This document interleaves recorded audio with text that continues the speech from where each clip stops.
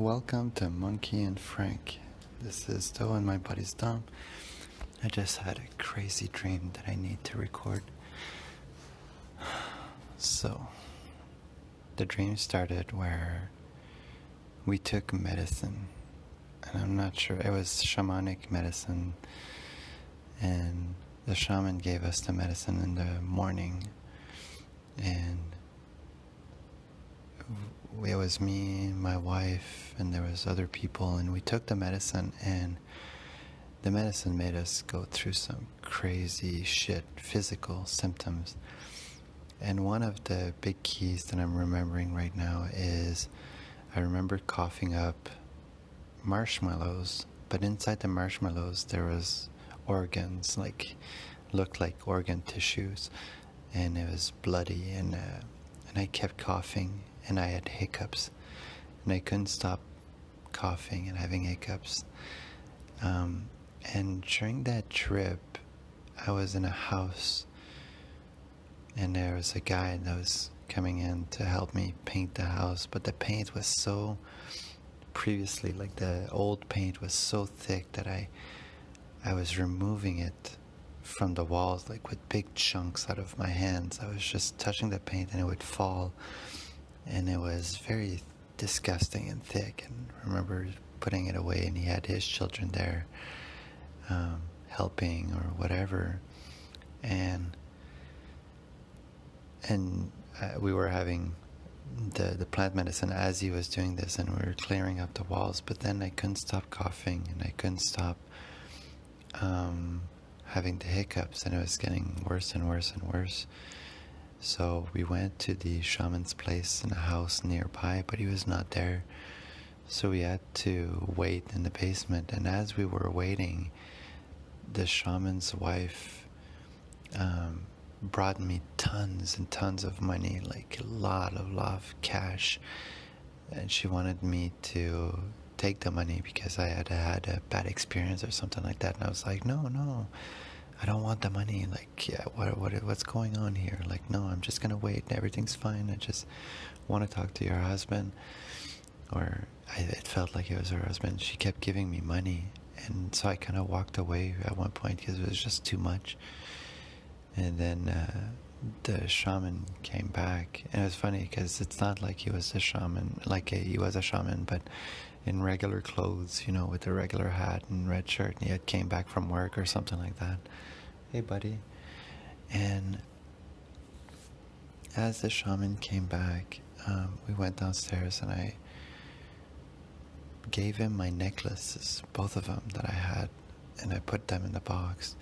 And he took a straw, and he stuffed tobacco in there, I'm guessing mapacho, and he did a few things, and he kind of inside the straw, and then he put the straw inside of my mouth, and I needed to breathe through it 3, 4, 5 times, and I just did it. And every time that I would inhale deeply, my lungs would grow, and they would grow bigger and bigger and bigger. And after each inhale, my lungs just grew, and they grew. And then I stood up, and I closed my eyes, and I started spinning, just like started spinning like I was a figure skater, like on the spot, where I would spin on one foot, and I would go faster and faster. And usually when I spin, it makes me really dizzy. But then as I was spinning, there was a trust that happened where I was trusting the spirits, I was trusting life, I was trusting everything. In that spin, I would spin faster and faster, and I started to cry because as I was trusting, it felt like I was getting more and more dizzy, but the trust was holding me center, and it was centering me in that spin, and it felt amazing, and I just spinned and spinned. And as I was spinning, the ceiling opened up, and I looked up to the sky, and I don't know if I opened my eyes or if it was inside my awareness, but I looked up to the sky, and I saw a monkey made out of clouds that was spinning as well, and was laughing with me. as he was spinning and I was spinning, and then I opened up my eyes, and everything was cured. The marshmallow that had came out of my lungs, that was, full of, it was so disgusting. And I don't remember the details, but my wife had went through some similar healing, but it was not marshmallow, it was something else, and I don't remember right now.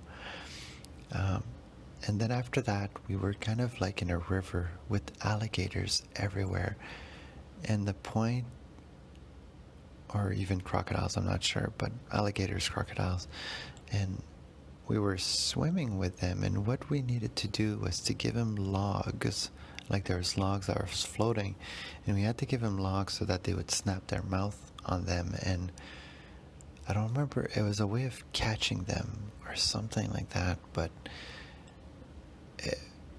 I don't remember the purpose of these alligators, but I remember at one point, I was trying to catch one, and it was scary because my limbs were really close, and I had to kind of swim around and put the log in between me and the alligator so that it would snap it. And and after doing that for a while, and I don't remember, and I don't know the significance of that, but I wanted to record it. We were fishing for fish, and as we were catching the fish, we would bring them back to a table where we would clean them and open them and put spices on them. And one of the spice from the shaman was very thick, peppery, and salt, and you would kind of pound the fish in there and then wrap it up in paper. And I remember doing that, being so free of everything, and it was kind of like a big ceremony, and I could see the shaman having a lot of money, people were just giving them lots and lots of money, and they didn't care. It was just about the healing of everything and everyone. Then at one point I saw my necklaces in the box, and I went to go and get them, and one of the shamans says, you can take them back if you want, but the point is to leave them behind, just like the way you left your healing behind is you don't look back on this type of healings. You just move forward, and you grow in your spirituality, and you move on.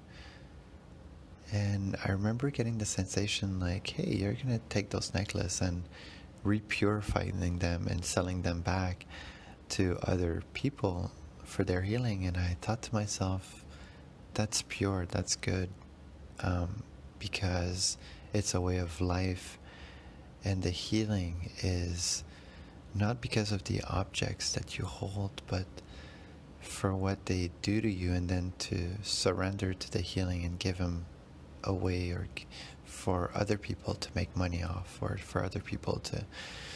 So even though the shamans looked like they were filthy rich, they were living a poor lifestyle.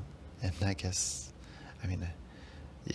there was a big thing of money in there, but to not worry about it and to give it away, and not to focus on not focus on possession, material possession in this world. Just what's important was what you do with those in terms of your healing, and how you can move forward with abundance in your heart. Yeah, so I think that's the dream. I'm trying to because I just woke up and I went right away to record it, I'm trying to get myself wrapped up, and if there's more. But it was so profound.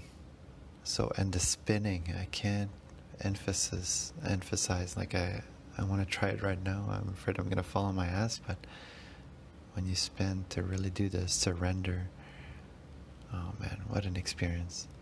Thank you, Mother, for this. And I remember, for anyone who's listening, as I went to sleep, I was doing the Wim Hof breathing, and I was asking over and over, hey, Mother, is it okay if I have a lucid dream? Is it okay if I do some work with you in the dream?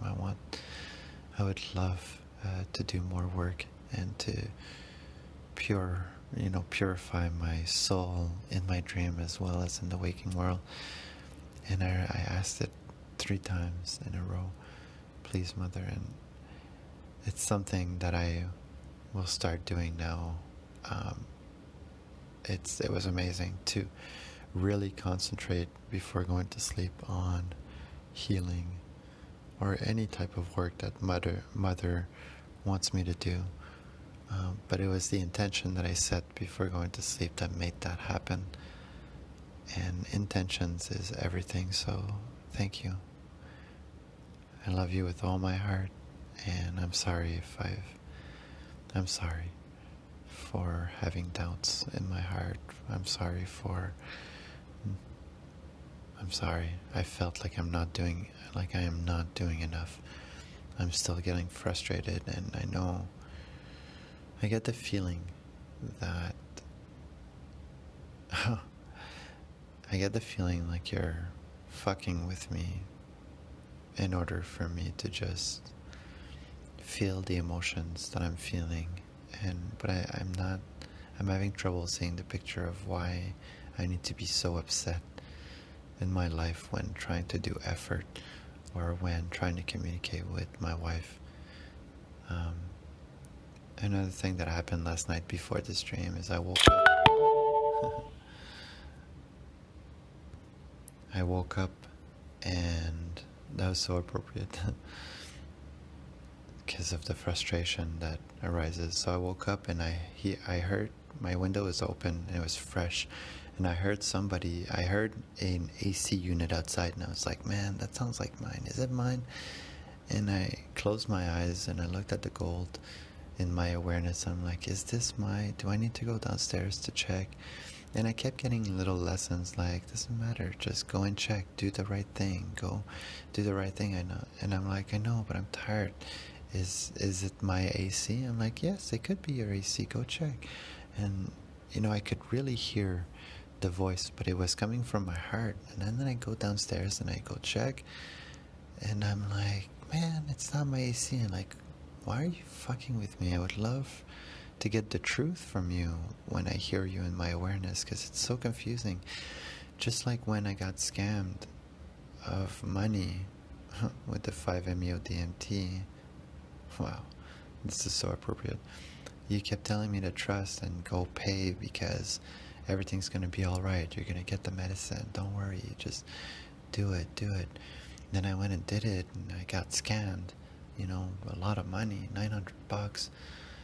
And to me, it was so personal because it made me feel like I couldn't trust you. And same like last night. But then, as I went downstairs and I checked, and it was not my AC, and I went back upstairs, that's when I asked you for that dream. And even though I felt like I didn't know what was right and what was wrong and what's up and what's down when it comes to you, I still turned back to you, and I remember saying thank you. I don't know what the lessons are, but thank you. And I really surrendered to that teaching of getting fucked with, but to do the right thing and just to listen and to have faith. And then I had this beautiful dream of healing that is so appropriate. And yeah,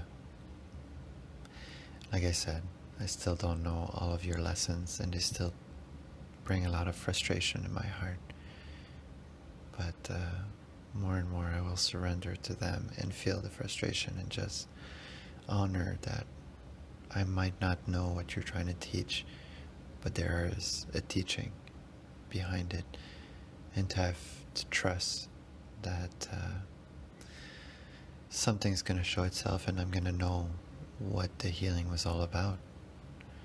Just like in Peru, it's so appropriate. So thank you, Mother, and thank you, Life, and thank you, Cat. Yeah, of course. I love you, big guy. Monkey and Frank. Monkey and Frank.